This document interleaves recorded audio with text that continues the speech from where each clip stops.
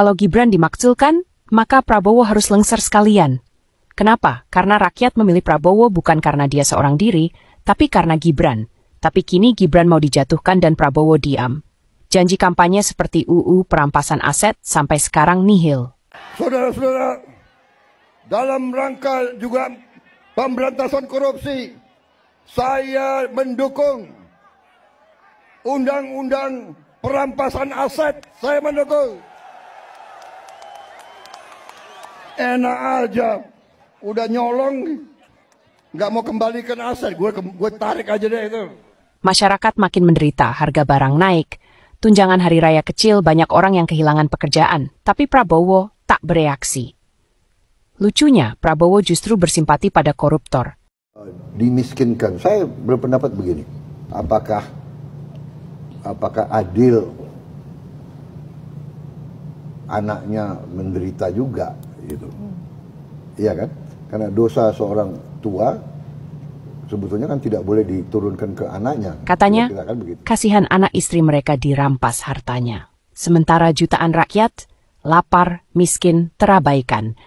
Kalau Gibran jatuh karena elit politik, maka Prabowo tak layak dipertahankan. Tulis.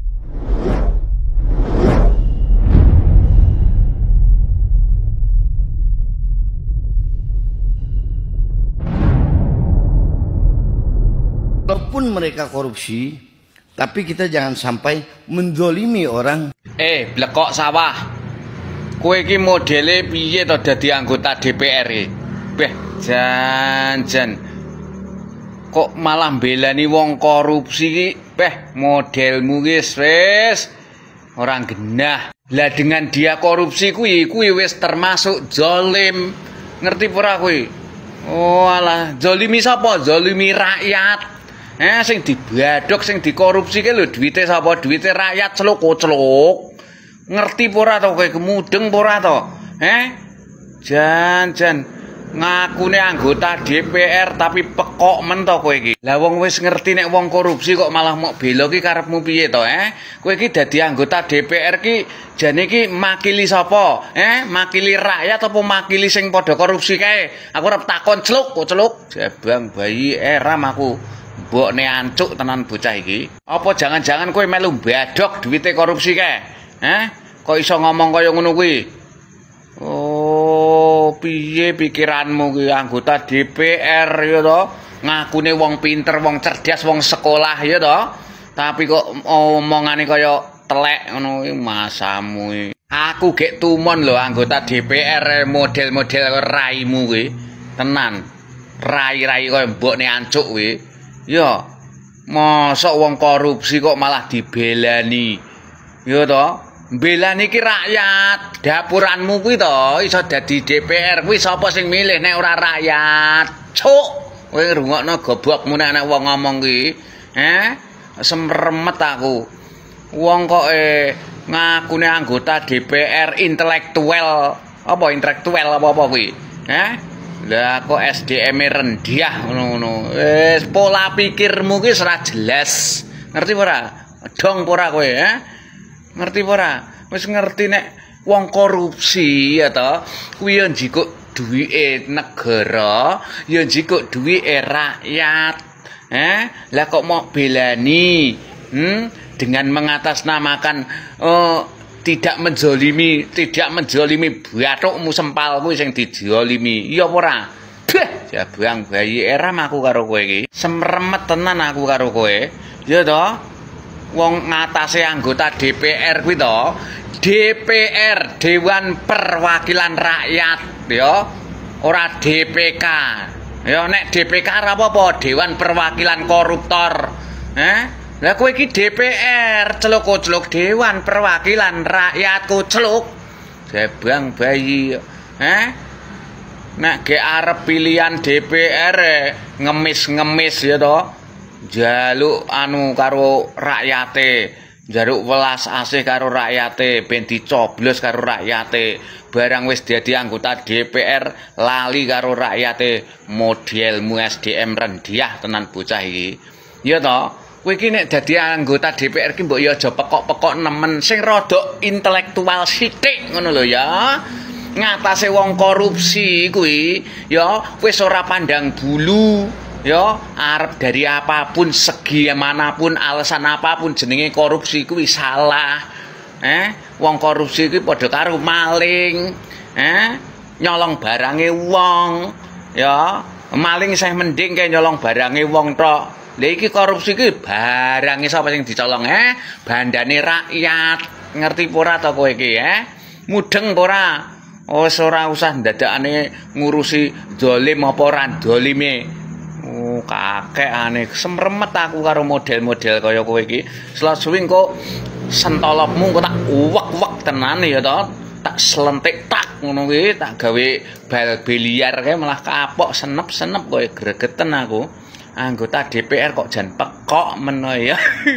Anggota DPR meminta Kejagung untuk jangan zolim terhadap koruptor sekalipun mereka korupsi. Salam APBN, ambil positif, buang negatif. Kepada Bapak yang terhormat, Bapak DPR yang terhormat ya Pak, statement Bapak keren abis. Oke banget Pak, ini statement Bapak itu menggambarkan anggota-anggota Dewan kita yang sama sekali tidak mewakilkan rakyat. Walaupun mereka korupsi, tapi kita jangan sampai mendolimi orang.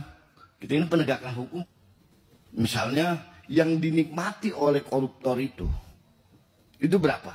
Tapi Jaksa Agung dari Kejaksaan Agung itu menghitung kerugian dari zaman Belanda dulu Pak misalnya. Rupanya guys, anggota DPR yang di video tadi itu beliau sedang menunjukkan sisi humanisnya, sedang menunjukkan sisi baiknya. Saking baiknya, kita tidak boleh menzolimi koruptor. Luar biasa banget ya, baik banget hatinya, besar sekali empatinya. Coba bayangkan di negeri ini yang harus dilindungi dan yang harus dibaik-baikin, yang harus disayang-sayang, disanjung-sanjung adalah koruptor. Bukan rakyat susah, bukan rakyat miskin. Ternyata koruptor ini adalah spesies langka yang harus dilestarikan guys. Jadi jangan dihukum keras-keras, takut trauma nanti kena mental. Karena jelas ya, di mata wakil rakyat, koruptor itu bukan penjahat, tapi hanya manusia yang hilaf. Mereka cuma manusia yang sedang hilaf, dan hilafnya miliaran, kuadriliun, triliunan. Bukan orang manusia yang hilafnya nyolong sendal. Dalam sistem hukum, semua orang berhak untuk mendapatkan perlakuan yang layak dan perlakuan yang adil. Tapi adil bukan berarti diistimewakan. Korupsi itu bukan salah satu dosa ringan guys, korupsi itu dosa besar. Itu kejahatan yang luar biasa bahkan. Kenapa? Karena yang dicuri itu adalah uang publik, uang rakyat. Itu untuk uang sekolah rakyat,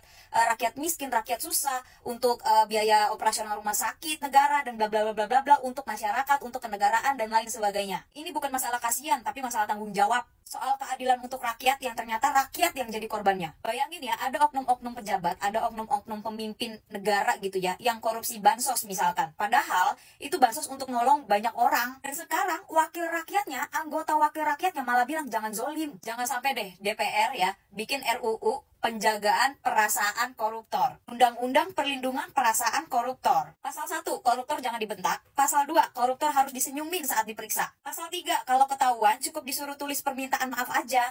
Guys, kalian tahu nggak sih kalau hal-hal kayak gini tuh kita tuh nggak boleh diem, nggak bisa tinggal diem. Ini statement-statement kayak gini nih bisa jadi sinyal berbahaya. Ingat, DPR itu Dewan Perwakilan Rakyat. DPR itu perwakilan rakyat, bukan mewakilkan koruptor. Kalau mereka lupa siapa yang menggaji mereka, kita harus ingetin. Kalau anggota DPR bilang jangan zolim sama koruptor, rakyat harus jawab, kita nggak akan zolim kalau uang rakyat itu nggak dijarah. Sebetulnya ya, gue pribadi memahami yang dimaksud oleh si bapak tadi ya. Gue paham gitu, maksudnya kalau koruptor yang korupsi itu ya udah dihitung berapa dia korupsinya aja gitu. Jangan dihitung-hitung dari yang dulu-dulu, bahkan jangan sampai dilebih-lebihkan sama Kejagung gitu. Gue ngerti maksudnya. Gue juga paham maksudnya jangan sampai kita juga jadi zolim sama orang. Masalahnya Pak, Bapak menyuruh kita untuk jangan zolim ke orang yang dimana orang itu lebih dulu menzolimi rakyat. Emangnya korupsi itu tidak zolim? Daripada Bapak menyuruh Kejagung dan misalkan nyuruh rakyat juga untuk jangan ikutan zolim ke koruptor itu ya, mendingan Bapak kasih tahu ke si koruptor itu untuk jangan zolim duluan ke rakyat. Tapi Pak, karena banyak netizen yang tidak mengerti Pak, ocehan Bapak, statement Bapak yang tadi, jadi seolah-olah Bapak sebagai anggota DPR itu pro terhadap koruptor Pak.